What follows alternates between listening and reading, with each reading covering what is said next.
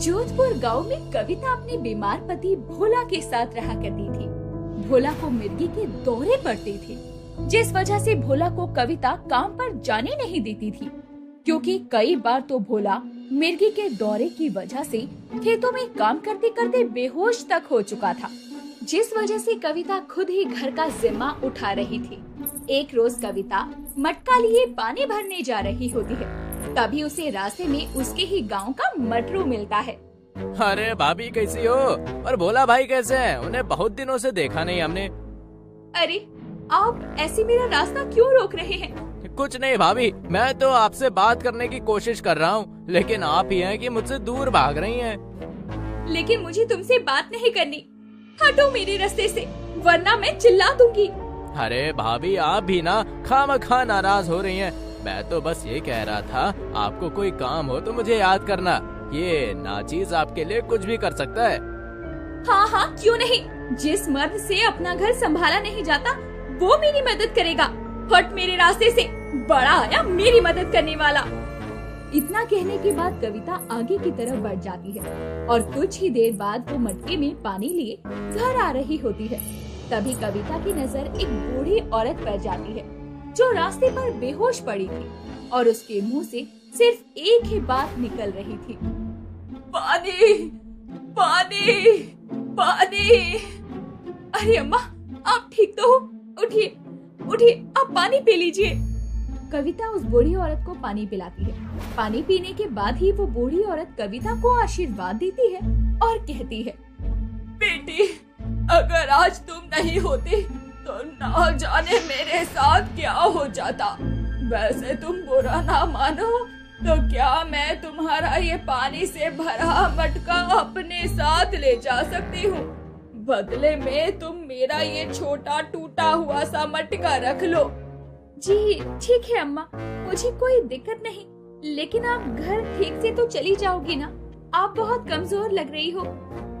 बेटी, मैं चली जाऊंगी, तू मेरी चिंता मत कर। इतना कहकर जैसे ही कविता वो खाली मटका नीचे से उठाती है और पीछे मुड़कर देखती है, तो उसे दूर दूर तक वो बुढ़िया नजर नहीं आती। अरे वो बूढ़ी अम्मा कहाँ चली गई? अभी तो यही थी। उनमें पानी पीकर इतनी भी क्या फुर्ती आ गई कि वो यहाँ से गायब ही हो गई। वैसे जो भी है, बहुत अजीब है।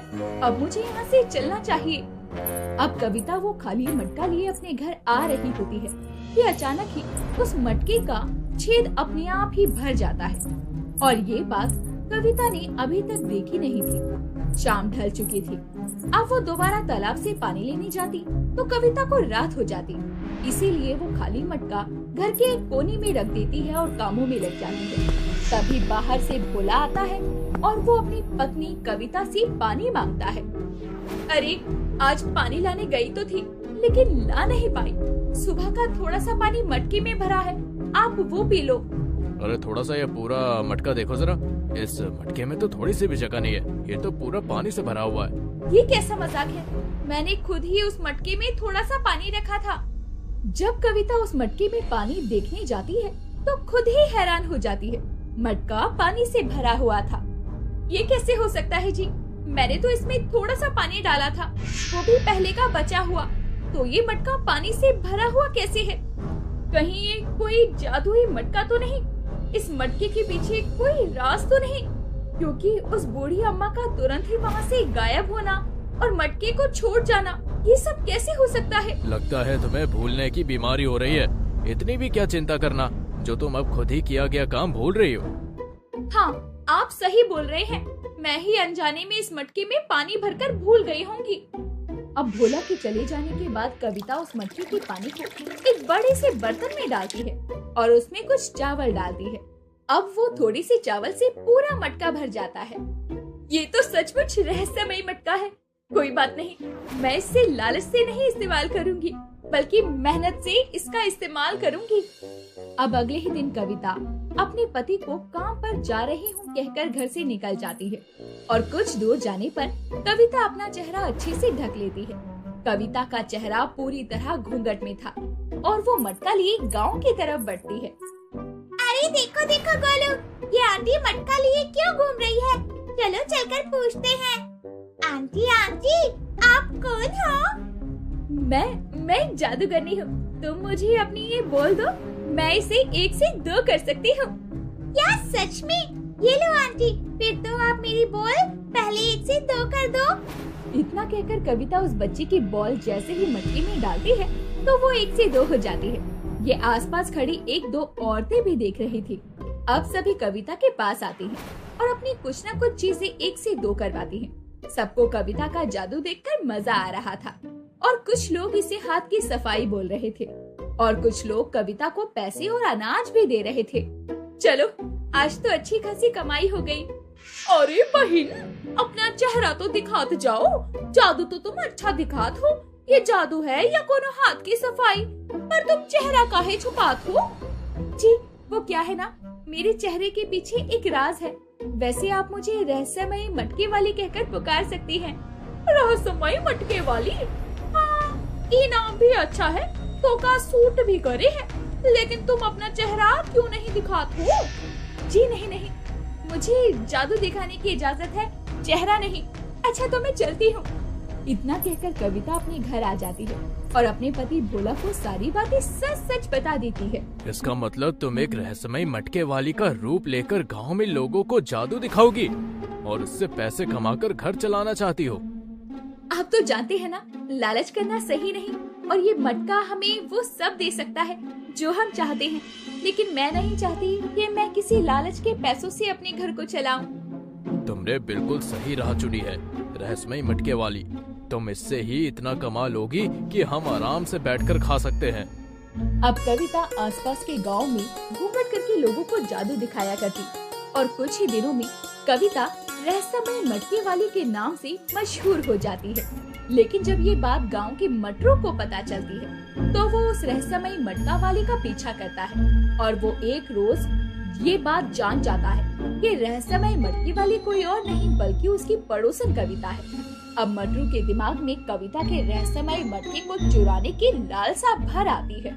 इसका मतलब कविता भाभी के पास जो मटका है वो जादुई है और कविता भाभी रहस्यमयी मटके वाली है, क्योंकि उनका चेहरा तो कोई देख ही नहीं पाता, इसलिए उनको सब रहस्यमयी मटके वाली के नाम से जानते हैं। लेकिन अब मुझे जैसे भी इस मटके को हासिल करना होगा। अब रात के अंधेरे में मटरू सभी के सो जाने के बाद कविता और भोला के घर में चोरी छुप के जाता है और मटके को चुरा लेता है। देर रात ही उस मटके में ढेरों पैसे डालकर उसके दुगने होने का इंतजार करता है। जैसे ही वो मटके में हाथ डालता है, उसमें से बिच्छू, कॉकरोच, छिपकली निकलकर उसके ऊपर चढ़ जाते हैं और मटरू चिल्लाने लगता है। मटरू के चिल्लाने की आवाज से गांव वाले वहां जमा हो जाते हैं और भोला के साथ कविता भी वहां पहुंच जाती है। अरे मटरू भाई, इतनी रात क्यों चिल्ला रहे हो? अरे तेरे ऊपर इतने सारे कॉकरोच, छिपकली क्या कर रहे हैं? कहाँ से आई है? इस मटके से। अरे बाप रे, ये जादुई मटका तो मेरे लिए श्राप निकला, कोई फेंको इसे। लेकिन ये मटका तेरे पास आया कहाँ से, जिसमें से इतने सारे कॉकरोच, बिच्छू और छिपकलियाँ निकल रही हैं? कहीं तो चोरी चकारी तो नहीं करने लगा? अरे भाई सच में अब नहीं करूँगा, कान पकड़ता हूँ। कहीं ये मटका कविता का जादुई मटका तो नहीं? हो सकता है इस मटरू के बच्चे को पता चल गया हो और इसने इसीलिए इस मटके को चुरा लिया हो, लेकिन इसके लालच की वजह से इसके साथ ये सब हो रहा है। इतना बोलकर मटरू उस मटके पर एक जोरदार लात मारता है और वो मटका टूटकर चकनाचूर हो जाता है। तभी कविता उस मटके के टूटने के बाद देखती है कि वो मटका तो वही जादुई मटका है जिससे वो कमा कर खा रही थी। वो समझ जाती है कि मटरू ने उसके घर से वो मटका चुराया है और लालच की वजह से उसके साथ ऐसा हुआ है। लेकिन अंत भला तो सब भला, यही सोचकर कविता उस मटके का जिक्र तक नहीं करती। दोस्तों, अगर आपको भी एक जादुई मटका इस गर्मी के मौसम में मिले तो सबसे पहले आप उसमें क्या डालकर देखना चाहेंगे? हमें कमेंट करके जरूर बताएं और ऐसे ही वीडियोस के लिए चैनल को सब्सक्राइब कर लीजिए। रामलाल अपनी पत्नी लज्जो और बेटे शंकर के साथ रहा करता था। शंकर की उम्र 12 साल की थी और वो स्कूल में पढ़ रहा था। रामलाल भी मेहनत मजदूरी कर अपने एक लौते बेटे को अच्छे से पढ़ा लिखा रहा था। एक रोज देर शाम शंकर अपने दोस्तों के साथ खेल रहा होता है। तभी रामलाल काम से घर लौटता है और तभी सभी बच्चों में खेल रही एक छोटी सी लड़की रामलाल को देखकर शंकर से कहती है, अरे शंकर, तेरे पिताजी आ गए। देख जरा, तेरे पिताजी कितने गंदे लग रहे हैं। हाँ तो तू मुझे क्या बता रही है, वो तो है ही ऐसे, तभी तो मैं उन्हें पिताजी नहीं कहता। सच में शंकर, तू जितना सुंदर है उतने ही बुरे तेरे पिताजी दिखते हैं। उनके कपड़ों को देखो, इनका रंग देखो। हम मेरे पिताजी की सुंदरता का बखार करना बंद कर और खेल पर ध्यान दे। इतना कहकर शंकर बाकी बच्चों के साथ खेलने लग जाता है। वहीं रामलाल अपने बेटे के मुंह से ऐसी बातें सुनकर उदास हो जाता है और उदास मन से घर जाता है। मैंने भी सुना तुम्हारी बेटी ने तुम्हारे बारे में क्या कुछ कहा। इस नालायक को तो मैं सुधारने से रही, ना जाने क्यों इसे आपसे इतनी नफरत है। इसे मुझसे नहीं बल्कि मेरे गंदे कपड़े, मेरी शक्ल, मेरे रंग रूप से नफरत है। खैर कोई बात नहीं। खाना बनाया क्या तुमने? हाँ बना रही हूँ। बस खाना बनाते हुए अपनी आगे की जिंदगी के बारे में सोच रही थी। अगर ऐसा ही रहा तो ना जाने हम दोनों के बुढ़ापे का सहारा कौन होगा। तुम चिंता क्यों करती हो, सब ठीक हो जाएगा। और सारी चीज तो ऊपर वाले के हाथों में है, वो जैसा रखें हम वैसा रहेंगे। ये भी तो तुम ठीक ही कह रहे हो। जाओ अब हाथ मुंह धोकर आ जाओ ताकि मैं तुम्हारे लिए खाना लगा दूं। रामलाल को पता था कि उसका बेटा अभी नादान है, उसे जो कह दिया जाए वो उस बात को मान लेता है। ऐसे ही समय बीत रहा था। एक रोज रामलाल अपने बेटे के लिए उसकी पसंद की जलेबियां लेकर आता है। शंकर, अरे ओ शंकर, सो गया क्या? देख मैं तेरे लिए क्या लेकर आया हूँ, तेरी मनपसंद जलेबियाँ। रामलाल शंकर को उठाते हुए उसके सर पर हाथ फेर रहा होता है, लेकिन जब शंकर की नींद खुलती है तो वो अपने पिता को अपने पास देखता है। रामलाल के शरीर से बदबू आ रही थी क्योंकि पूरे दिन मेहनत मजदूरी करके रामलाल का शरीर पसीने से बदबू मार रहा था। अब शंकर अपने पिता से दूर होता हुआ कहता है, अरे अरे पिताजी, आप मुझसे दूर क्यों नहीं होते? कितनी बार कहता हूँ कि मैं आपको अपना पिता नहीं कह सकता। अच्छा ठीक है, तेरा गुस्सा होना भी जायज है। अब ये जलेबी खा ले। नहीं खानी मुझे कोई जलेबी, और आप मुझे बार बार परेशान क्यों करते रहते हैं? इतना कहने के बाद शंकर अपने पिता के हाथों से जलेबी का पैकेट ले लेता है और उसे दूर फेंक देता है। ये देखकर रामलाल वहाँ से उठकर बाहर आ जाता है और बाहर आते ही नम आंखों से खुद से कहता है, ना जाने शंकर को मुझसे इतनी नफरत क्यों है, और दिन ब दिन उसकी नफरत बढ़ती ही जा रही है। रामलाल खुद से ये बोल ही रहा था कि तभी उसकी पत्नी लज्जो खेत से आती है और वो अपने पति को उदास देखकर कहती है, क्या हुआ आपको? आप यहाँ क्या कर रहे हैं? अंदर क्यों नहीं जा रहे? फिर से आपकी और शंकर की बहस हुई क्या?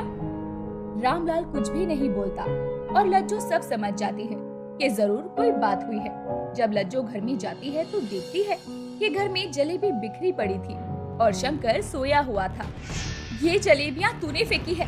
उठ, तुझसे पूछ रही हूँ, ये जलेबियाँ तूने फेंकी है क्या?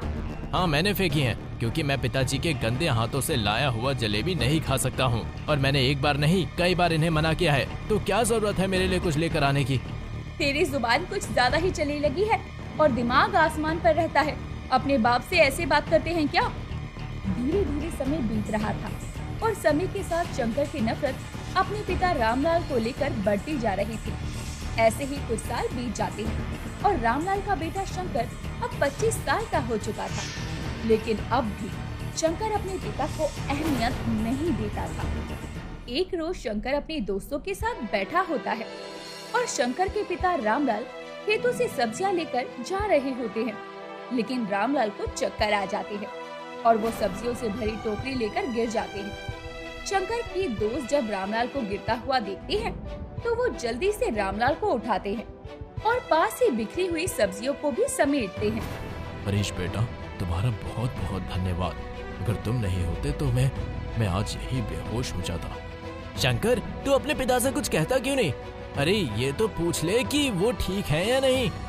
अरे नहीं बेटा, रहने दो, मैं ठीक हूँ, अब मैं घर जा रहा हूँ। रामलाल अपनी सारी सब्जियां समेटकर घर की तरफ निकल पड़ता है। अब हरीश अपने दोस्त शंकर से कहता है, तूने अपने पिता से ये तक नहीं पूछा कि वो ठीक है कि नहीं? ऐसे गरीब भिखारियों को मैं अपना बाप नहीं मानता। तुझे पता है ना, मैं गांव का मास्टर बन चुका हूँ और मेरा बाप शुरू से लेकर अब तक ऐसा का ऐसा ही है। गंदे कपड़े पहनने की आदत हो चुकी है। शायद तू भूल रहा है कि तुझे मास्टर बनना, पढ़ना लिखना तेरे पिता ने ही सिखाया है। अब तू मुझे माँ की तरह ज्ञान देना बंद कर। रामलाल अब घर आता है तो लज्जो देखती है कि उसके हाथ और घुटने में चोट लगी है, जिसे देखकर लज्जो अपने पति रामलाल से कहती है, अरे ये तुम्हारे घुटने में कैसी चोट है? तुम ठीक तो हो ना? हाँ मैं ठीक हूँ, बस आते वक्त एक पत्थर से टकराकर गिर गया था। वो तो भला हो हरीश का, जिसने मुझे और मेरे बिखरे हुए सब्जियों को उठा लिया। लेकिन दुख तो मुझे इस बात का है कि वहाँ मेरा बेटा शंकर भी बैठा था। उसने मुझे ये तक नहीं पूछा कि मैं ठीक हूँ या नहीं। उस नालायक से तुम क्या उम्मीद लगाए बैठे हो? उस कपूत को जन्म देकर तो मैं भी पछता रही हूँ। अरे नहीं नहीं, जैसा भी है वो बेटा है हमारा। बस उसे मैं ही पसंद नहीं हूँ, क्योंकि मैं पूरे दिन गंदी हालत में रहता हूँ।